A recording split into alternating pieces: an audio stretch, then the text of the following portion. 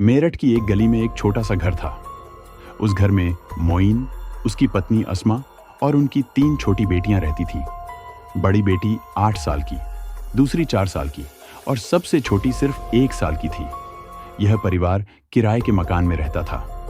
पहले यह लोग लखनऊ में रहते थे, लेकिन मेरठ में एक प्लॉट खरीदने के बाद घर बनाने के लिए उसके पास ही किराए का घर लिया ताकि निर्माण कार्य में आसानी हो।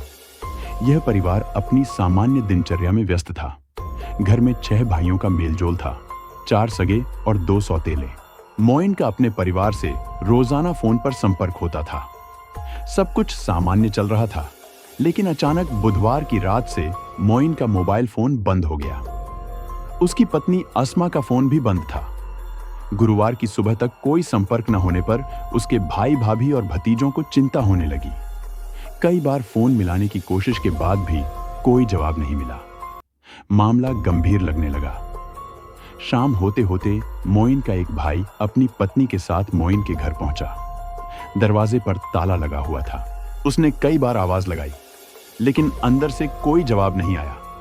पड़ोसियों से पूछताछ की तो पता चला कि उन्होंने भी पिछले 2 दिनों से इस परिवार के किसी सदस्य को नहीं देखा। पड़ोसियों ने यह भी बताया कि किसी ने पूरे परिवार को एक साथ घर से बाहर जाते नहीं देखा था। मोइन के भाई को मामला संदिग्ध लगा। उसने घर की छत पर चढ़कर अंदर झांकने की कोशिश की। जैसे ही उसने घर के अंदर देखा तो उसे चारों ओर सामान बिखरा हुआ नजर आया। चीजें अस्त व्यस्त थीं, जैसे किसी ने उन्हें इधर उधर फेंक दिया हो। यह दृश्य देखकर उसके माथे पर पसीना आ गया। वह तुरंत नीचे उतरा और पड़ोसियों को सारी बात बताई। अब माहौल और भी चिंताजनक हो गया। पड़ोसियों ने सलाह दी कि दरवाजा तोड़कर अंदर देखा जाए। पड़ोसियों और रिश्तेदारों की मौजूदगी में दरवाजे का ताला तोड़ा गया। जैसे ही मोइन का भाई और बाकी लोग घर के अंदर दाखिल हुए, चारों तरफ सन्नाटा और डर का माहौल था। घर में केवल एक कमरा था। कमरे के बीचों बीच एक बेड रखा हुआ था और बेड के पास जमीन पर एक गठरी पड़ी हुई थी। उस गठरी से खून रिस रहा था। मोइन का भाई बदहवास होकर उस गठरी के पास पहुंचा और उसे खोलने लगा। गठरी खुलते ही जो नजारा सामने आया वह रोंगटे खड़े कर देने वाला था। गठरी के अंदर मोइन की लाश थी। उसके सिर और गले पर तेजधार हथियार के गहरे निशान थे। कमरे में मौजूद हर कोई सन्न रह गया। मोइन की लाश देखकर सवाल उठा कि उसकी पत्नी अस्मा और तीनों बेटियां कहां हैं। सभी इधर उधर देखने लगे। पूरा कमरा छान मारा, लेकिन कुछ पता नहीं चला। तभी किसी की नजर उसी बेड के दूसरी तरफ दीवार के करीब एक बेड बॉक्स पर पड़ी। बेड बॉक्स का एक कोना हल्का सा उठा हुआ था, जैसे किसी ने उसे जल्दबाजी में बंद किया हो। डर और बेचैनी के साथ मोइन का भाई उस बेड बॉक्स के पास पहुंचा। उसने हिम्मत जुटाकर बॉक्स का ढक्कन उठाया। अंदर कई बोरियां भरी हुई थीं। पहली नजर में ही बोरियों पर खून के धब्बे साफ दिखाई दे रहे थे। पहली बोरी को बाहर निकाला गया। जैसे ही इसे खोला गया, उसमें मोइन की पत्नी अस्मा की लाश थी। उसके सिर और गले पर भी वही घाव थे जैसे मोइन के थे। दूसरी बोरी को निकाला गया। इसे खोलते ही सबकी चीख निकल गई।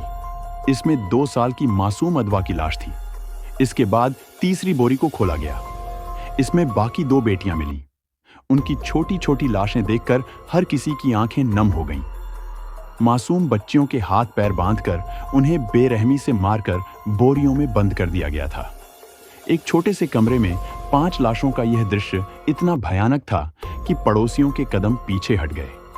किसी ने तुरंत पुलिस को सूचना दी। कुछ ही देर में पुलिस मौके पर पहुंची। उन्होंने घर को सील कर दिया और लाशों को पोस्टमार्टम के लिए अस्पताल भिजवाया। इस खबर के फैलते ही मोहल्ले में कोहराम मच गया। हर कोई इस क्रूर हत्या के पीछे की सच्चाई जानने को बेचैन था।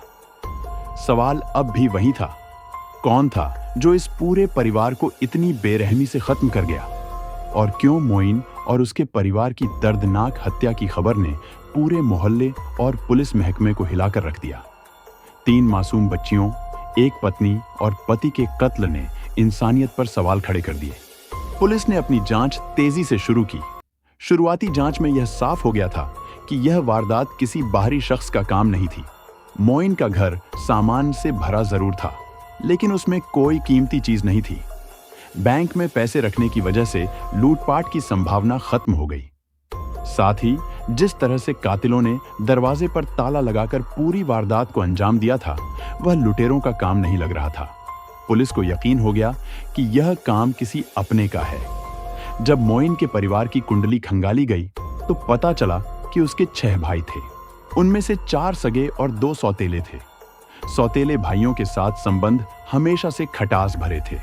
पुलिस ने इन सौतेले भाइयों के बारे में गहराई से जांच शुरू की। पता चला कि इन दोनों भाइयों में से एक भाई जेल में बंद था।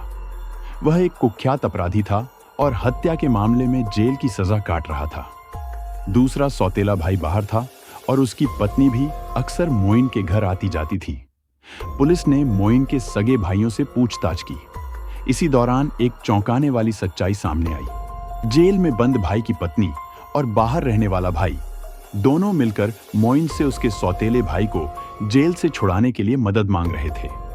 मोइन ने भाईचारे के नाते 3 लाख रुपए दिए थे ताकि वे वकील की फीस और मुकदमे के खर्च में इस्तेमाल कर सकें। कुछ समय बाद मोइन को अपने प्लॉट और घर बनाने के लिए उन पैसों की जरूरत पड़ी। उसने अपने सौतेले भाई और उसकी पत्नी से पैसे लौटाने को कहा, लेकिन लालच और झूठे अधिकार की भावना ने सौतेले भाई के मन में जहर भर दिया। उन्हें लगा कि मोइन को खत्म कर देने से न केवल पैसे वापस देने की जिम्मेदारी खत्म हो जाएगी, बल्कि उसके प्लॉट और संपत्ति पर भी कब्जा किया जा सकता है। उन्होंने एक शैतानी योजना बनाई। एक रात जब मोइन और उसका परिवार अपने घर में सो रहे थे, इन दोनों ने मिलकर पूरे परिवार का खात्मा कर दिया। तेजधार हथियारों से मोइन, उसकी पत्नी और 3 मासूम बेटियों को बेरहमी से मार डाला। शवों को बोरियों में डालकर बेड बॉक्स में छिपा दिया और दरवाजे पर ताला लगाकर फरार हो गए।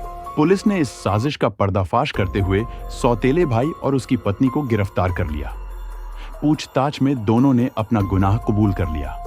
उन्होंने बताया कि उनका मकसद केवल पैसे और प्लॉट पर कब्जा करना था। यह सामूहिक हत्या लालच और रिश्तों की सच्चाई को उजागर करती है। 3 लाख रुपए और एक प्लॉट के लिए एक शख्स ने न केवल अपने भाई को बल्कि उसकी मासूम बेटियों को भी मौत के घाट उतार दिया। इस खौफनाक वारदात ने दिखा दिया कि लालच का कोई अंत नहीं होता।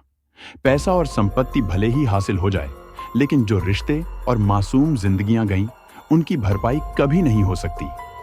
इंसानियत पर लगा यह दाग कभी नहीं मिटेगा।